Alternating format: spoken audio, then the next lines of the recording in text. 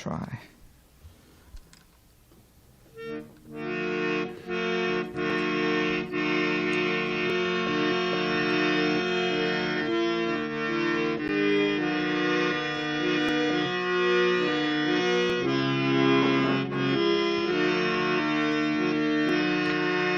Jaya Ram. Yes. Jaya Rama Dapa Kanda Bihare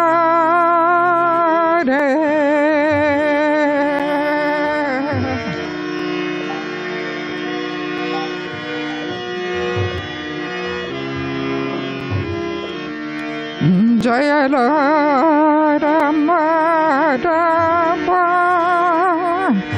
Kanda Bihare.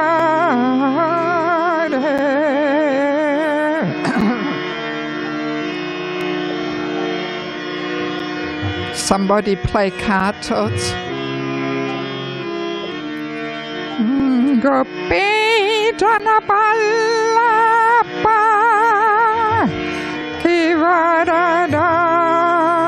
Kivaradade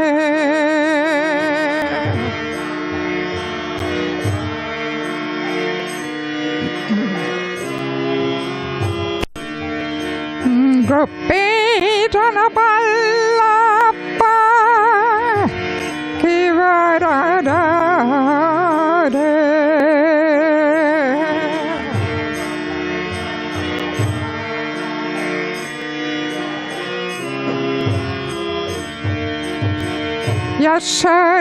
Yasharanandana Pachatanarandana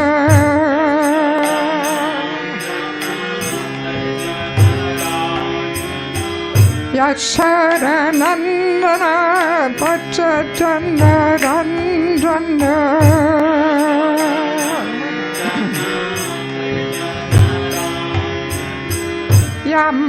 Yamunatira Vanachare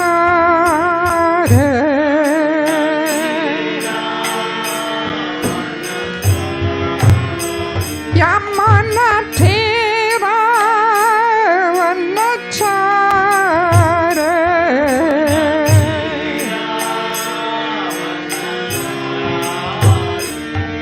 Jaya Rama Dapa Kanda Bihare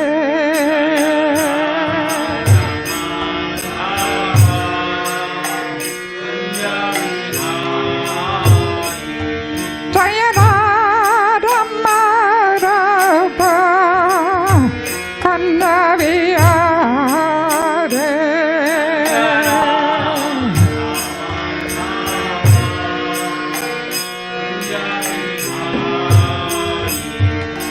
Gopi Dhanapallapa Kivaradade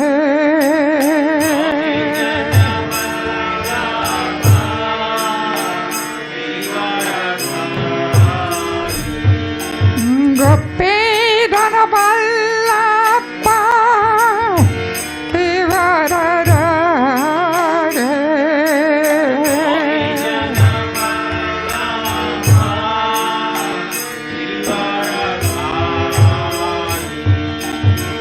Yasharanandana Pachatanarandana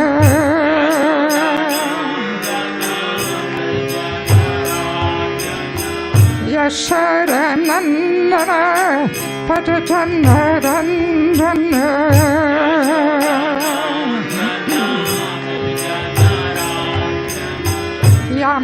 Yamunatira Vanachare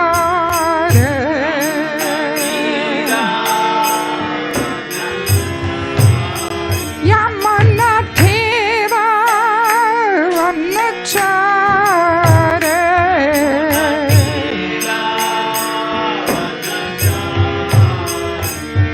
Jaya Rama Dapa Kanda Bihare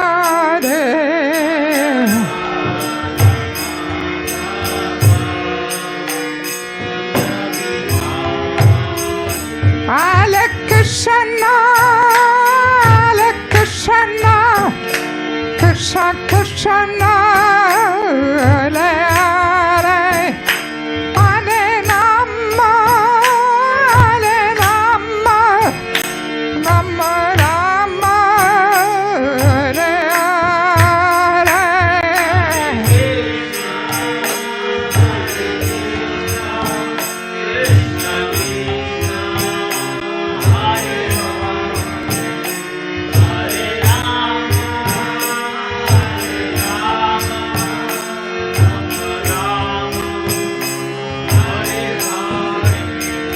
Jaya Prabhupada, Jaya Prabhupada, Jaya Prabhupada, Srila Prabhupada.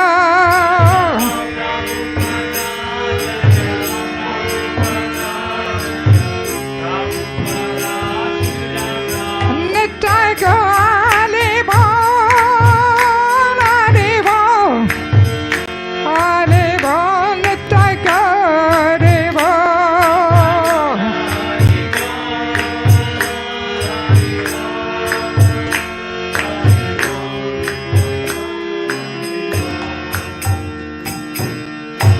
Nitai Gaura Premanande, Srila Prabhupada Ki, Samaveda Bhaktivinoda Ki, Ganta Srimad Bhagavatam Ki, Gaura Premanande, Hare Krishna Maharaj, my obeisances. I'm sorry I'm sitting here in front of you.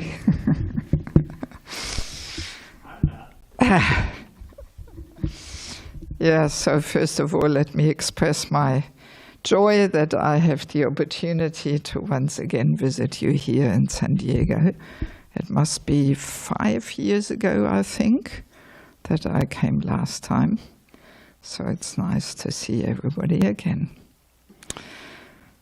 Yes.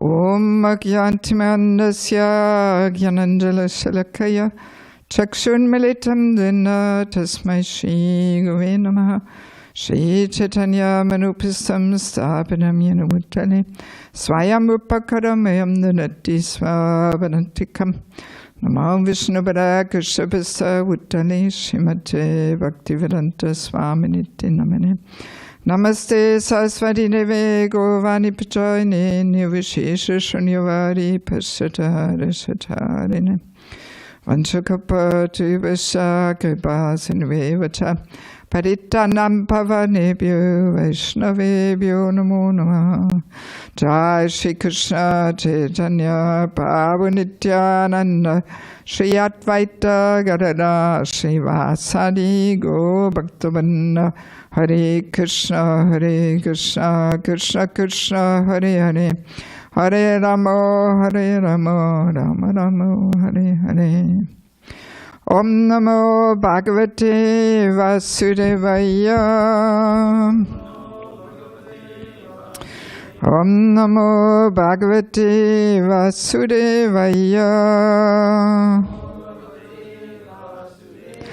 Om Namo Bhagavate Vasudevaya.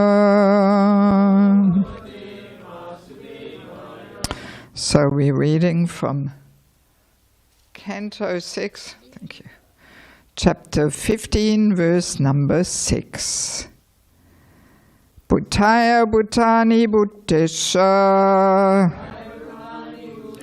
Bhuttaya Bhuttani Bhuttesha Shri Jatyavati Hantita Shri Jatyavati Hantita Atma Shrishter Asvatanter Atma Shrishter Asvatanter Anapeksho Pibalavat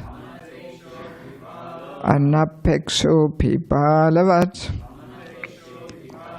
Bhuttaya Bhuttani Bhuttesha Shri Jatyavati Hantita Atma Shrishter Asvatanter Anapekshopi balavat. Somebody chants, please.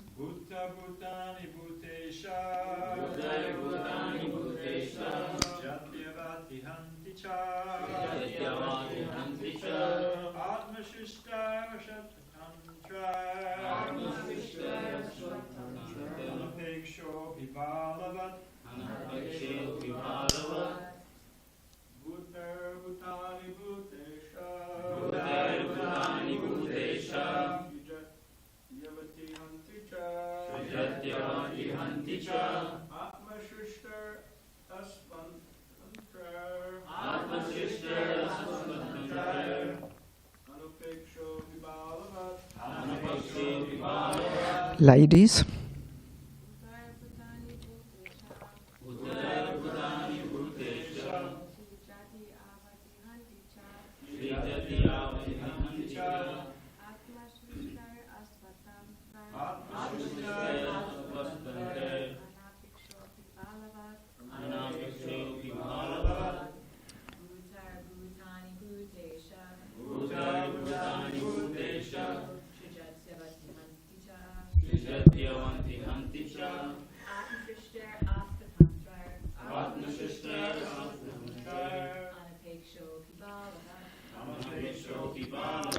Bhutai, by some living beings.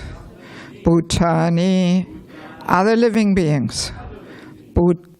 Bhutaisha, the Supreme Personality of Godhead, the Master of everything. Srijati, creates. Avati, maintains. Hanti, kills. Cha, also. Atmashishtai, who are created by him. Asvatantai, not independent. Anapeksha, not interested in creation. Api, although. Balavat, like a boy. Translation by Srila Prabhupada. The Supreme Personality of Godhead, the master and proprietor of everything, is certainly not interested in the temporary cosmic manifestation. Nonetheless, just as a boy at the beach creates something in which he is not interested, the Lord, keeping everything under his control, causes creation, maintenance, and annihilation. He creates by engaging a father to beget a son. He maintains by engaging a government or king to see to the public's welfare. And he annihilates through agents for killing, such as snakes. The agents for creation, maintenance, and annihilation have no independent potency, but because of the spell of the illusory energy, one thinks himself the creator, maintainer, and annihilator. Wow, pretty long translation, considering how short the verse is, you know.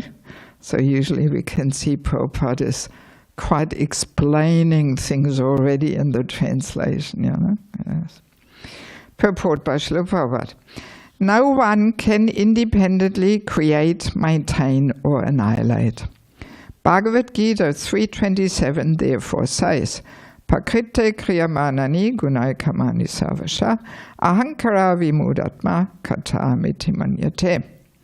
The bewildered spirit soul, under the influence of the three modes of material nature, thinks himself the doer of activities that are in actuality carried out by nature. Prakṛti, material nature, as directed by the Supreme Personality of Godhead, induces all living entities to create, maintain, or annihilate according to the modes of nature. But the living entity, without knowledge of the Supreme Person and his agent, the material energy, thinks that he is the doer. In fact, he is not at all the doer. as an agent for the Supreme Doer, the Supreme Lord, one should abide by the Lord's orders. The present chaotic conditions of the world are due to the ignorance of leaders who forget that they have been appointed to act by the Supreme Personality of Godhead. Because they have been appointed by the Lord, their duty is to consult the Lord and act accordingly. The book for consultation is Bhagavad Gita, in which the Supreme Lord gives directions. Therefore, those who are engaged in creation, maintenance, and annihilation should consult the Supreme Person who has appointed them and should act accordingly. Then everyone will be satisfied and there will be no disturbances. Such a nice purport. So the title of the chapter is Narada and Angira instruct King Chitraketu. So as we know, King Chitraketu, he was lamenting, and his lamentation and also our lamentation, so often we also lament about something, this is always due to ignorance. Yes. So that's why Narada Muni, he always appears at the right time on the scene. So Narada Muni and Angira Muni, they're giving instruction, they're giving transcendental knowledge, you know. And that is ultimately the solution to all lamentation and ignorance and fear and anxieties. Because once we get transcendental knowledge and we learn to see things with transcendental eyes, through Shastra Chakshu, through the eyes of scripture, then we realize actually things are not so bad, and we realize our position. We are not the creator, the doer, and well, there is a higher plan while we find ourselves in certain situations, and so on. So then things, our fears, our lamentations, they dissipate, and we learn to deal with all these calamities and challenges which we are facing in life. Actually, I just remember there is a nice statement in the Bhagavatam that, you know, material life, so many challenges are there, but no use to try and solve each and every one. The best course of action is like putting the right shoes on, because these challenges, they're like pebbles and thorns along our path. So we imagine we're going for a walk in the forest. So there's so many pebbles and thorns, so no use to try and move them all out of our way. We'll be busy forever, and there's always new pebbles and thorns. But the best course of action is to put the right pairs of shoes on, you know? And then we can nicely walk over these pebbles and thorns. And all right, something we may still feel through the shoes, you know, oh yeah, there's some stone there or something. But yeah, it's not going to disturb us. We just cruise over them. So that's the intelligent way of doing things, you know. So, and of course, the right pairs of shoes is Krishna consciousness, nothing else. Yeah, so that's why this hearing, especially from the Bhagavatam, is so important. We have to hear again and again. There's so many nice verses, you know, describing the importance of hearing, the beautiful effect of hearing. And there's one statement, I don't have it in my head, but there's one verse where it says, just by hearing regularly, all lamentation, fears, and anxieties will disappear, right? So yes, that's why Narada Muni and Angira Muni are giving these instructions.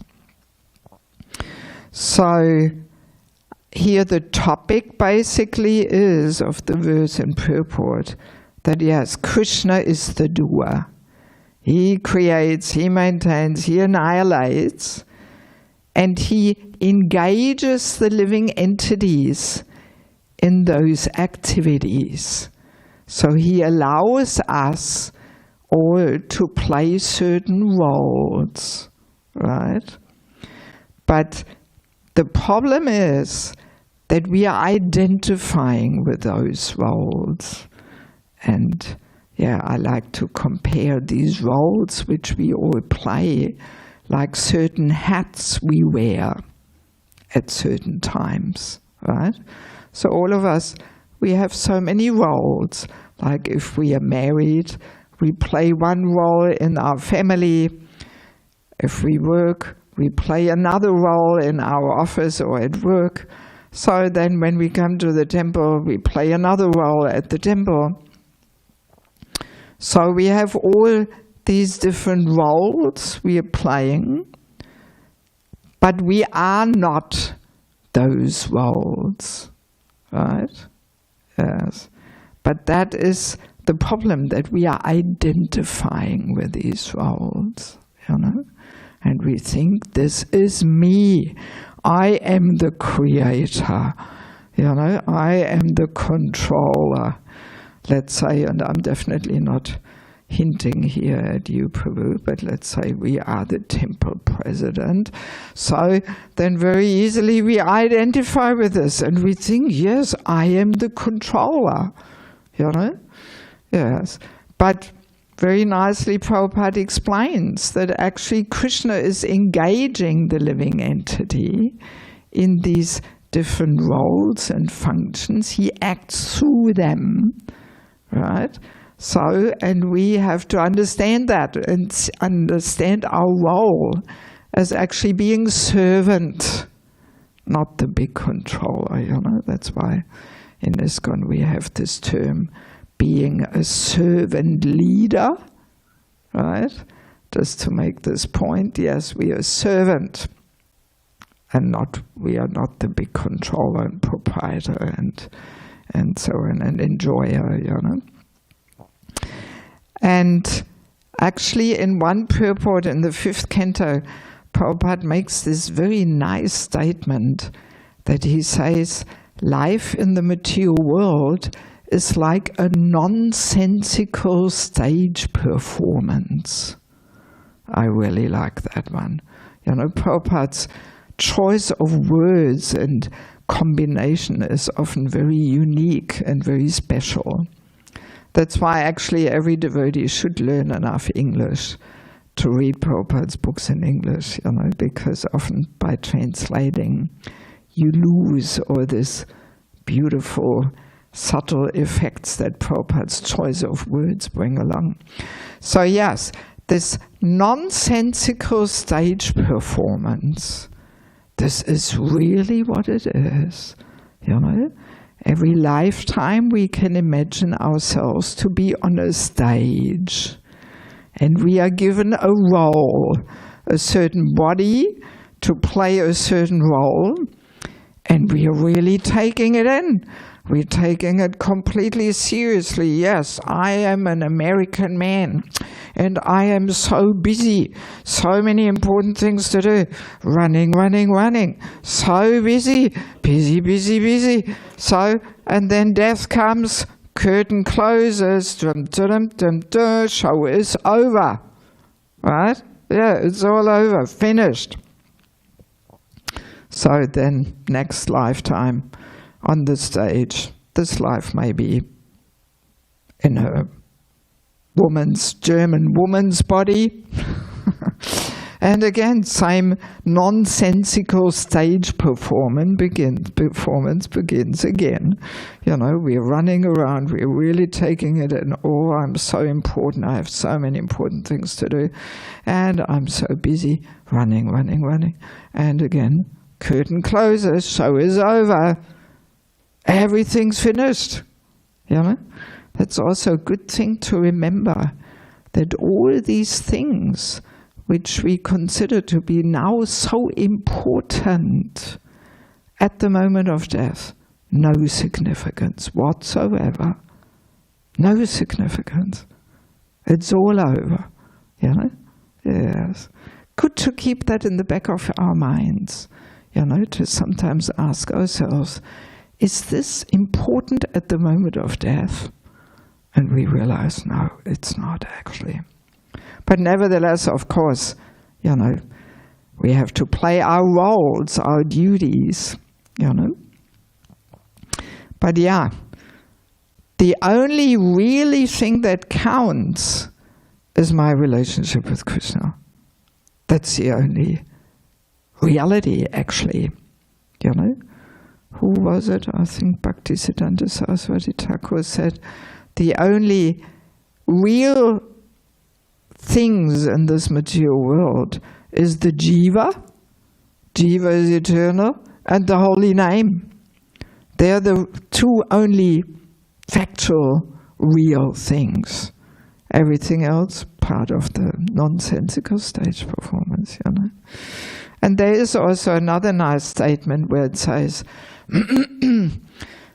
at the time of death, one's only wealth is one's religion. Also a nice way to formulate it, you know. That's our eternal wealth, which we will take into our next existence. All our other temporary wealth, no significance. We have to leave it all behind. You know, yes, all part of the nonsensical stage of performance. So, of course, intelligent person will invest into that permanent, that actual wealth, eternal wealth of my relationship with Krishna, because that's what we take with us from lifetime to lifetime, you know. Yes. So, but yes, going back more to the topic of the purport, what makes us think that we are the controller and enjoyer and creator is nothing else but the false ego. The false ego, our constant companion and troublemaker. You may see I've got a book with that same title. One of my favorite topics. Yes, because it is the false ego which makes us identify with these roles we are playing. And we may wonder why do we identify with them? Well, because these roles give us some subtle sense gratification, some feeling of importance. I am somebody. Some little recognition is there. And that's exactly what the false ego is demanding, that kind of enjoyment. The enjoyment of being somebody important. Yes. So and that's how it comes, that we identify with these roles. And we think, yes, I am a mother. Even that role of mother, you know, it's a very strong identification. And it gives some gratification, some feeling of being somebody, you know, and I am controlling my kids there, you know, yes. And then the challenge comes when the kids become teenagers. We have to take off that hat of I'm the mother. And we have to put another hat on. I'm a friend to my children now. I can't discipline and control them anymore. And you know, so that's a challenge, not easy. Even the hat of, and I hope you don't mind me saying this, the hat of I am a brahmachari, that can be a deep attachment, you know, because definitely there's quite a bit of importance recognition, or I'm somebody, I'm a brahmachari. Yes, and it's a distinct species almost. Definitely here in the US, not many temples have a vibrant brahmachari ashram, you know. Yes, I mean, so far I've met only two, San Diego and Rupanuga Vedic College, Kansas City. I was there before I came here. But all other temples, as far as I visited, hardly anybody there in Saffron, you know. So that definitely, you know, the false ego likes to enjoy that kind of gratification. And it definitely should not be our main and only motivation to be a brahmachari. It should not be, you know.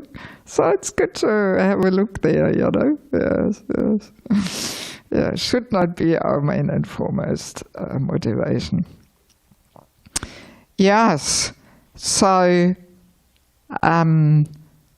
the false ego demands this gratification, you know, and that's why again and again, you know, the whole process of devotional service is actually meant to bring us to this understanding. Jiva Svabhava Krishnaya Nityadas. That is my real identification. I am servant of the servant of the servant. So, one life, we may be in this role, serving in this role, in that role, in another role. But yes, we have to remember our real identification of being servant and nothing else.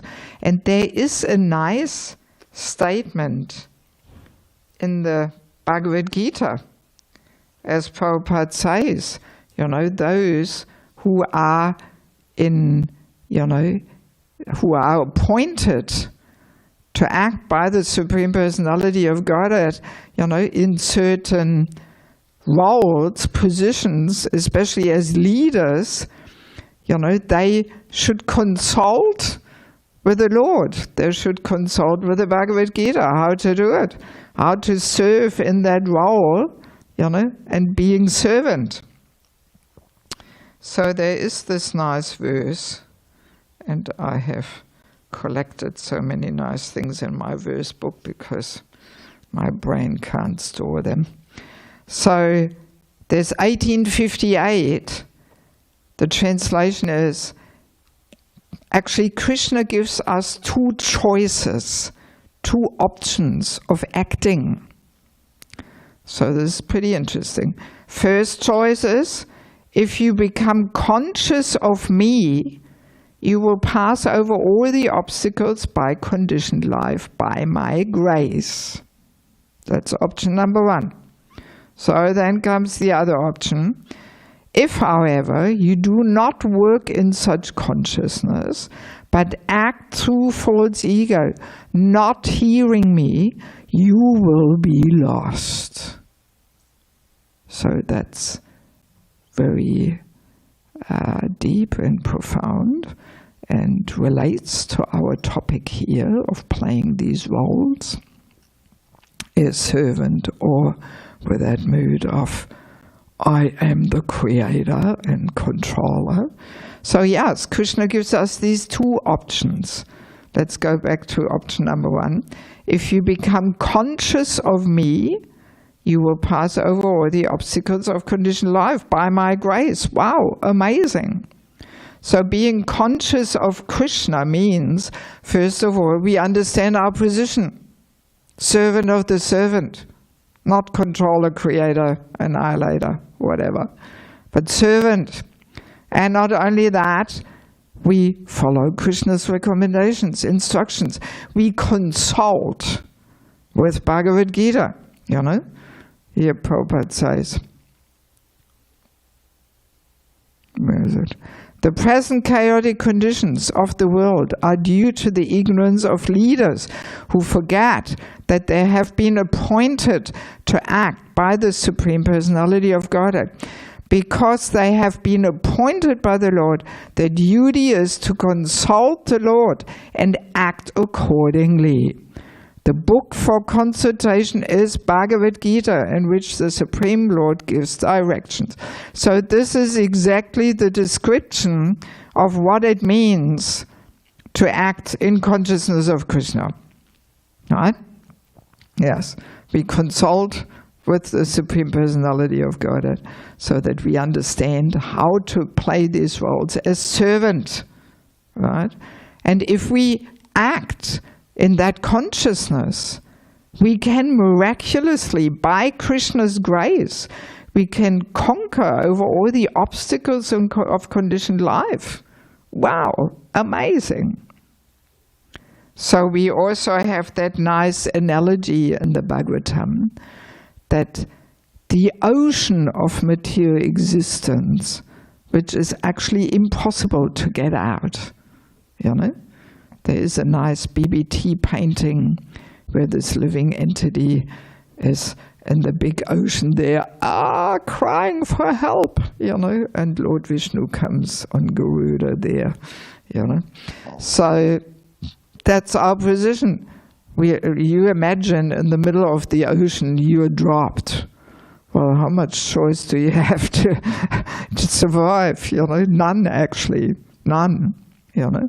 So this ocean of material suffering and existence shrinks to the size of a hoof print of a calf filled with water.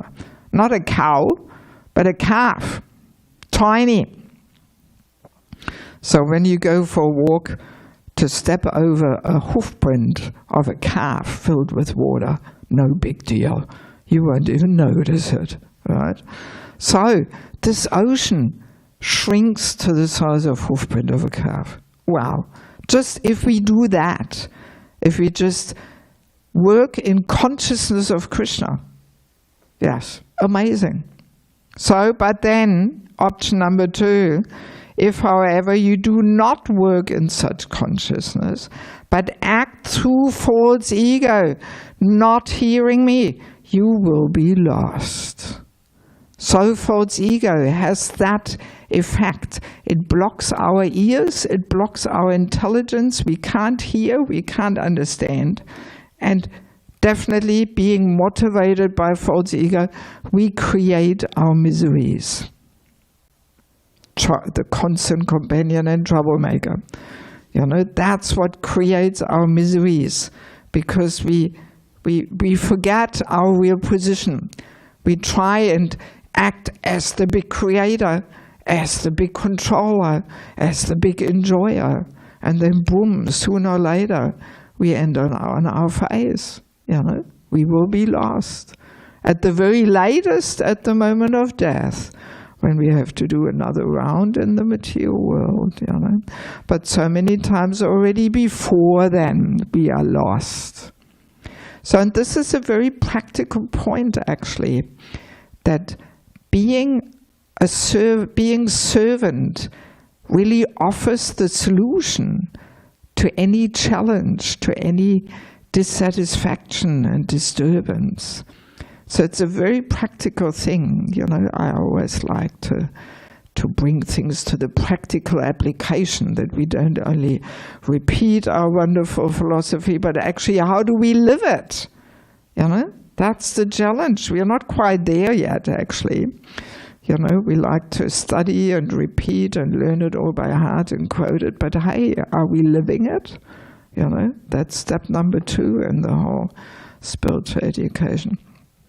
So yes, how do we live this? It basically means, you know, any trouble, any anxiety, any frustration, the solution is, am I servant here? You know? Or am I trying to be a master? You know, very practical. So whenever we find ourselves in an irritating situation, we should keep this in mind. We should make 2 steps back and look at the situation. Hey, what am I doing here? Am I humble servant, or am I trying to be the big controller and master? And we realize being servant always offers a solution. As a little example, let's say we are a traveling preacher visiting a community. We are scheduled for so many classes. So then unexpectedly some more senior traveling preacher comes. A Maharaj. We are not Maharaj, but that person is a Maharaj, sannyasi. So then the Vaishnava etiquette is, of course, well, maybe he should give the classes, you know. At least some of them, at least the etiquette is to invite him, you know. Yes.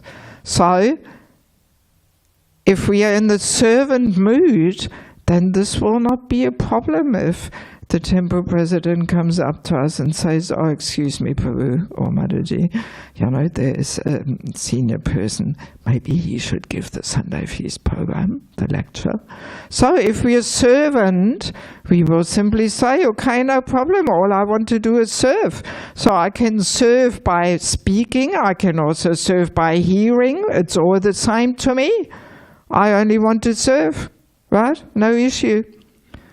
But if we are not in the mood of servants, then we get all agitated. Oh, it was my program and I'm only here for 1 week and this was all planned and discussed and what? And now I can't give the lecture? What is this? I'm never going to ever come again here, you know. So that will be our reaction if we are not servant, you know. If we are trying to enjoy that subtle gratification, oh, I am sitting on the Vyasasana and I'm giving the lecture and oh, look at me. And let's hope so many people will hear it online and all this, you know. So, very practical example of the everyday life in an ISKCON temple. Being servant always offers the solution, you know, yes. And just very quickly before I ask for questions, I do want to make this point that this verse also illustrates that there are 2 motivating forces in life. The false ego motivating force and all I want to do is serve motivating force. So material success is based on the motivating force of false ego. I want to become a doctor, lawyer, engineer, whatever it may be, professor, PhD, and you know. Or even that can also enter in Krishna consciousness. I want to become a sannyasi, a guru, a well-known kirtaniya, and. You know, so that's the false ego motivating force. But then there is the other motivating force.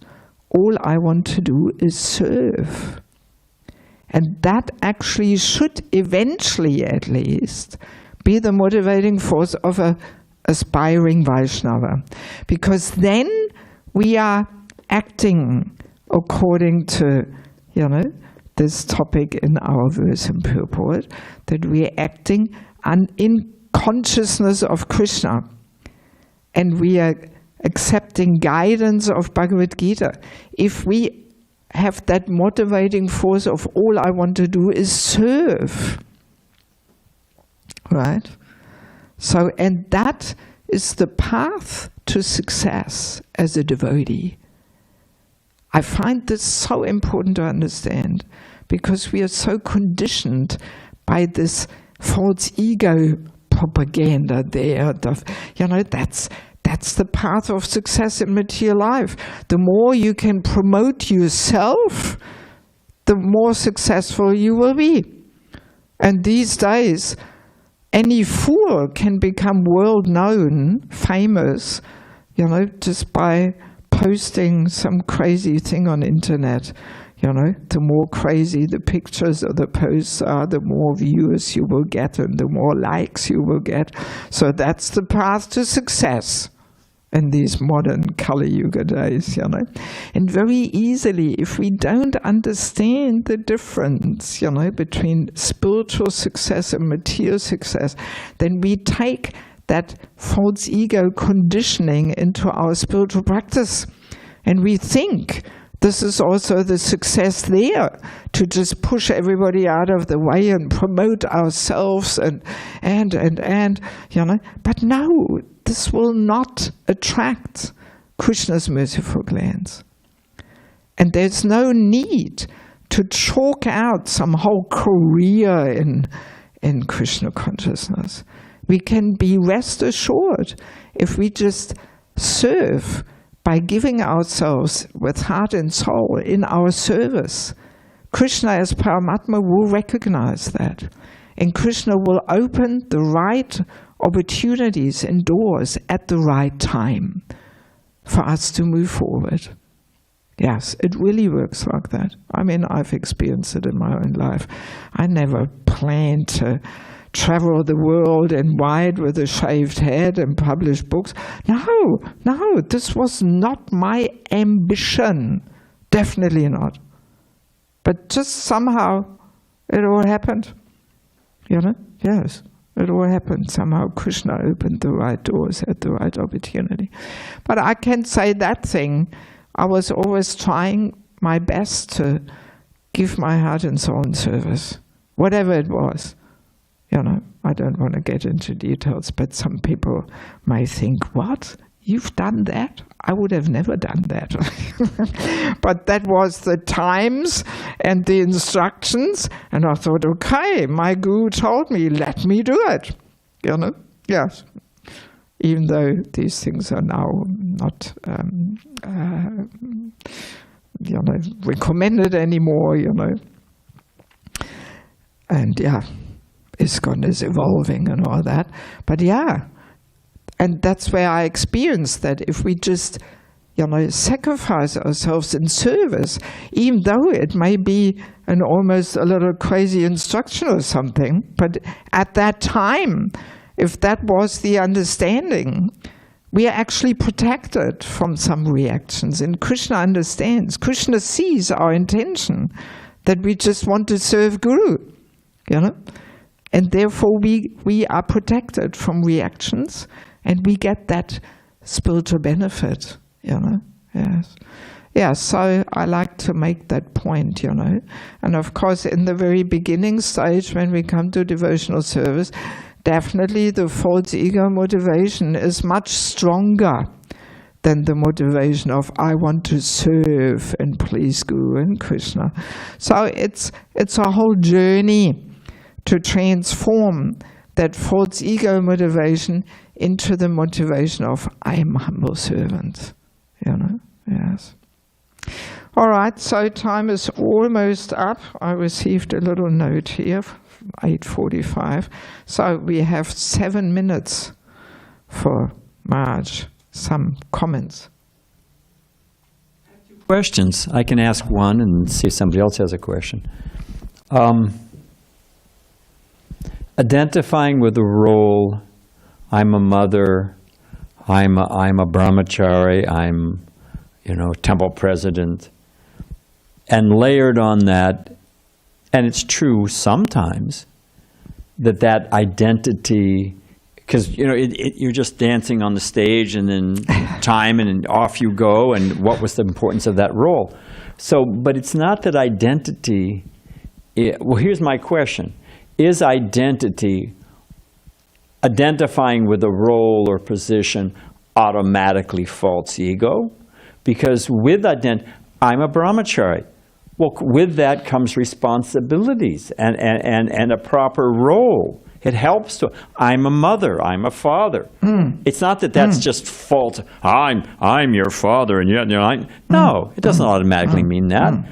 Identifying with the role carries with it responsibilities, duties, and it's a good thing. Yeah.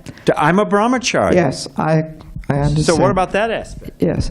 Well, the false ego is not all bad.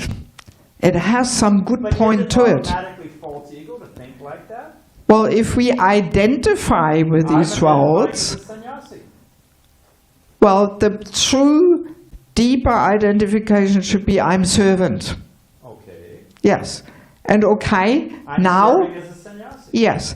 now I'm playing the role of a sannyasi, brahmachari, mother, whatever it may be.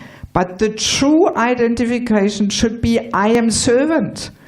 Because I have come across interesting situations where one person with a very high position, I'm not going to say what and who it is, but that because I'm a little friends with that person, you know, I was talking to that person, and the point was in the air that this person would have to maybe give up their position. So I was saying, you know, there is life beyond being this and this and this and this. And then the person said, yeah, all right, but what am I then? And I said, well, Vaishnava, servant. Yeah, all right, okay, but who am I then? And I thought, oh my God, you know, and the person, a senior with a very high position, I didn't dare, it was not my position to say anything, but I realized this can bring an identity crisis to people when they identify with that role they're playing. Yes, because that's so deep. You know, if the false ego, it's just so subtle and so deep. And if we identify with it, and then for some reason, we may have to give it up. No, I got that. Yes. So now... So my question is, yeah, to balance it, it would be good to say there was something yes. benefits. Yes. So that's what I'm just... What about the benefits? That's what I'm just getting at. Okay. As I mentioned, false ego also has some little good thing in it, because at least it gets us going. It motivates, because as I said in the very beginning, you know, the motivating force of simply wanting to serve is not as strong as the motivating force of the false ego. And we can see this, for example, when we look at temple cars. Temple cars, I mean, I have no idea what your temple cars look like, but very often they're bombs. They're not well maintained because, yeah, it's just the temples, it's just Krishna's. But when it's my car, then I'm very responsible. And I service it and I wash it every Saturday morning and. So, just a simple example that yes, the false ego has some good part in it. It's almost like Krishna's trick, how to get us going, you know? Yes, like going back to the example of motherhood. Yes, I definitely can see it, you know, again and again, that serving as a mother and wife is the easiest way for those souls in a woman's body to learn how to become selfless servant. Yes, it's Krishna's trick. I am a mother, and we run 24/7. You know, we have to. We would never have that service mood if we are lifelong in the brahmacharini ashram.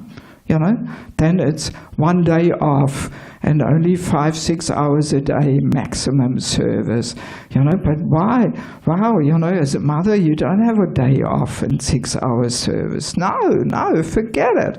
You know, so it's Krishna's trick through the false ego to get us going. But then eventually we have to purify our motivating force. You know, and that's a lifetime project. So we have to purify it and come to the point where we accept servant. That's my true position. Because we all know, subtle body of mind, intelligence, false ego, that has to be fully transformed, fully spiritualized. All the material elements have to be replaced with spiritual impressions and identifications, you know. Otherwise, we have to do another round in the material world, definitely. No way around it. So we have to get there, you know, and that's what the whole process of bhakti is all about. But because false ego is so subtle, we can easily miss it. Yes. That's why I put this attention to this topic of false ego. That's why I wrote a whole book about it. And it has helped me a lot to detect how my false ego also gets into my way, pushes me to say and do things which I better shouldn't say and do, almost every day. It's so subtle, so subtle. And family life is one of the biggest opportunities to dissolve the false ego. Otherwise, family life can be a battlefield of false egos. Who is right, who is wrong, and just see, I told you so, and we see, these days people rather separate, they rather get divorced than working on their own, on themselves and accept Krishna's instruction, Yes, they rather split, Yeah, so one can very easily maintain one's false ego patterns of behaviors. Very easily. And then, if we maintain them, then our chanting can be compared to the bath of an elephant. What does he do? Immediately he throws the dirt back on his back after he takes bath. So that's what happens to us. Our chanting, will only be so much use if we are trapped in these false ego patterns of behaviors. Yes, and that's why Mahaprabhu says, Trinadapi Sunichina. Yes, yes. Only then we can actually receive the benefit that the Holy Name carries. When parallel, we work on dissolving the false ego. And that's what Vaishnava etiquette and culture is all about. Yes, it's designed to bring us to this point of Trinadapi Sunichina. So that was a pretty long answer, but I hope. So yes, false ego, there is some benefit. Even Grihastha life, it's all about I, me and mine.